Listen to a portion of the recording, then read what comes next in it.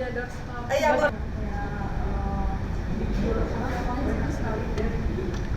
pasti dibantu. Coba, Mbak MBG, orangnya kan karena dengan SPLK.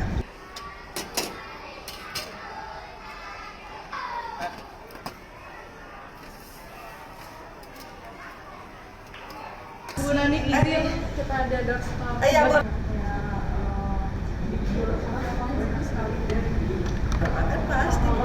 dibantu. Coba, Mbak MBG, orangnya kan karena dengan SPLK.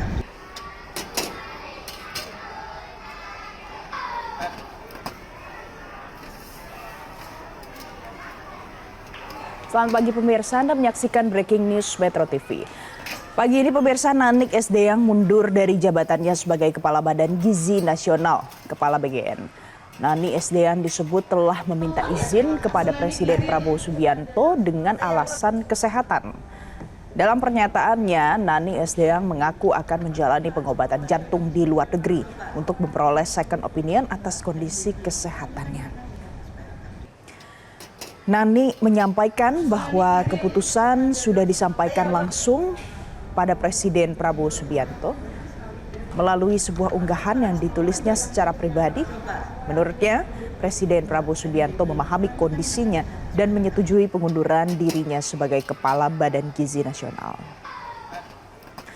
Meskipun mundur dari jabatan, Nani Sdeyang mengungkapkan Presiden Prabowo tetap memintanya untuk ikut mengawasi jalannya Badan Gizi Nasional.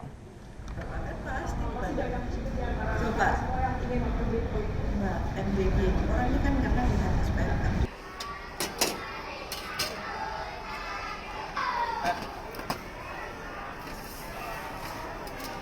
Kepada Doorstop. Iya, kan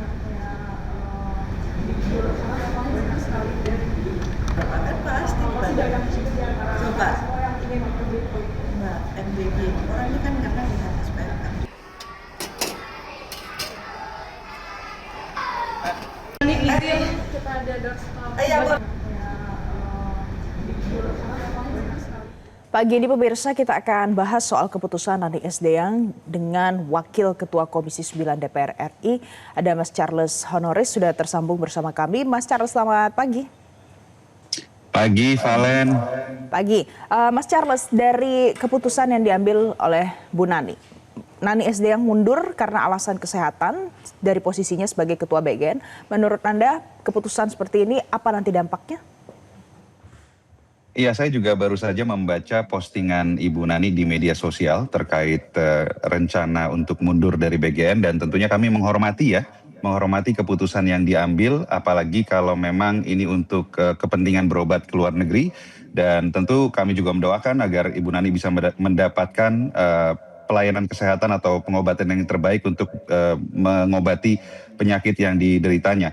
Namun saya ingin tegaskan bahwa permasalahan yang ada di BGN bukan hanya soal pergantian kepemimpinan saja. Ya, kita mengapresiasi bahwa ada upaya perbaikan tata kelola yang sudah dimulai oleh Ibu Nani, ya, tetapi permasalahannya bukan hanya soal pergantian kepemimpinan saja, tetapi bagaimana kepemimpinan BGN yang baru, ya, ke depan ini, siapapun nanti penggantinya Ibu Nani, bisa melanjutkan memperbaiki tata kelola sehingga bisa memastikan bahwa program MBG ini tidak lagi menyebabkan keracunan, ya, tidak lagi adanya jual beli titik, bisa lebih tepat sasaran, dan juga ya ada perbaikan tata kelola secara menyeluruh lah. Jadi sekali lagi kita ya mengapresiasi upaya perbaikan yang sudah dimulai oleh Ibu Nani, dan saya berharap siapapun nanti yang menggantikan Ibu Nani bisa meneruskan bahkan lebih baik lagi dalam melakukan perbaikan tata kelola di tubuh Badan Gizi Nasional.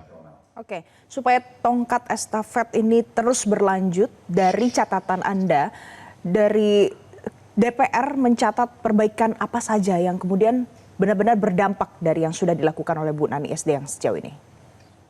Yang pasti per hari ini sudah lebih dari 41.000 anak atau orang yang menjadi korban keracunan program MBG ini. Dan ini adalah salah satu faktor atau salah satu hal yang sangat-sangat harus segera diperbaiki. Dalam perjalanan karirnya di BGN, saya lihat Ibu Nani lumayan rajin melakukan sidak ke dapur-dapur, dan saya rasa ini perlu dilakukan, tetapi bukan secara on the spot, tetapi bagaimana kepemimpinan baru harus membuat sistem pengawasan yang lebih baik lagi untuk memastikan dapur memproduksi makanan yang berkualitas dan aman untuk dikonsumsi bagi para penerima manfaat. Yang kedua, dari sisi jumlah penerima manfaatnya ya, kita melihat hari ini masih ada 62 juta penerima manfaat. Kalau kemarin kita menyimak statement dari Ibu Arum, Wakil Kepala BGN, bahwa ke depan BGN akan melakukan refocusing penerima manfaat, maka jumlah penerima manfaatnya kan tidak lagi ditargetkan menjadi 82 juta, tetapi lebih difokuskan kepada anak-anak yang membutuhkan ya, contoh anak-anak dengan kondisi gizi buruk atau yang rentan stunting, sehingga kepemimpinan BGN yang baru nantinya harus lebih bisa fokus dalam menentukan penerima manfaat sehingga program MBG ini bisa tepat sasaran. Tidak seperti sekarang kalau kita buka media sosial banyak sekali postingan-postingan yang menunjukkan bahwa beberapa sekolah itu anak-anaknya tidak mau makan MBG dan sisa makanannya sangat banyak. Bahkan celetukannya di media sosial sekarang ini, sisa makanan MBG ini ya lebih bermanfaat untuk pakan ternak gitu ya. Jadi ya ke depan kepemimpinan baru harus lebih bisa fokus ya, penerima manfaatnya harus lebih tepat sasaran, lalu kita harus pastikan bahwa makanan yang disajikan itu aman dan layak untuk dikonsumsi bagi para penerima manfaat.